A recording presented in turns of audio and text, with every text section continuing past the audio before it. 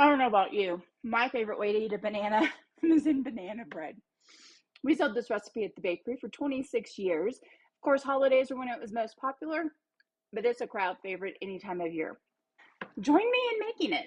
Let's get baking. For banana bread, you want to make sure that you don't over mix it. So I choose to do this by hand. I do like to use a mixing bowl because I think it's the best bowl to do this with.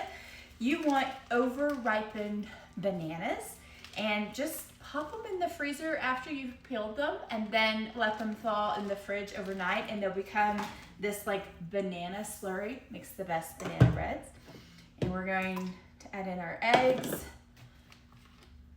vanilla, it's about 17 ounces of banana, 3 eggs, 3/4 of a cup of oil, just shy of 3 tablespoons, 2 tablespoons and 2 teaspoons of milk, and 1.5 cups of sugar.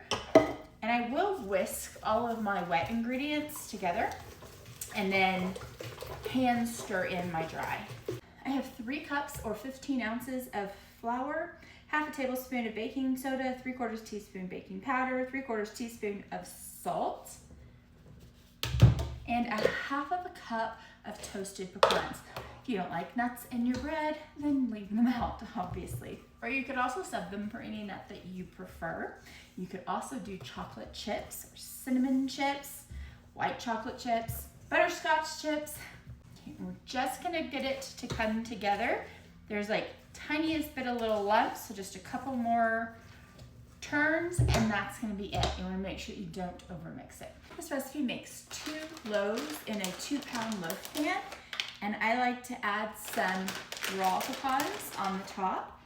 Put toasted inside because they're going to not really toast once they start baking, but we don't want them toasted on top because they will toast, these that are just on the oven air. So top them with some pecans. I like to bake them on a pan. Of course you don't have to, and they're going to go into a 350-degree oven, and I'll show you when they're done. So that batch made 2 really large, nice sized loaves. Obviously, you could use a smaller loaf pan or have them not be as tall. These cooked about 45 minutes. I do live at high altitude, and that does affect the length of time that something bakes, though. So you just want to bake them until when you touch, it lightly springs back. This is always a holiday favorite in the bakery. We would sell pumpkin, zucchini, cranberry, lemon pound, gingerbread, and banana bread. And banana bread was, of course, the most popular.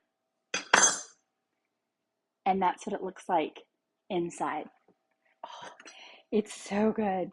We would take home loaves and have them at the house and slice them up like this, put a little bit of butter, cinnamon sugar, put them in a toaster oven and to get caramelized. So good. Of course, it's delicious just by itself. Or a little slab of butter. It's nice and moist. I just don't know why anyone would have bananas going bad on their counter and not make banana bread. At least throw them in the freezer to make banana bread later. Of course, at the holidays, it makes a wonderful gift. You can wrap it in some parchment paper and a ribbon or put it in a bag with a ribbon. Sure to make everybody happy. I need to find a neighbor who wants this one.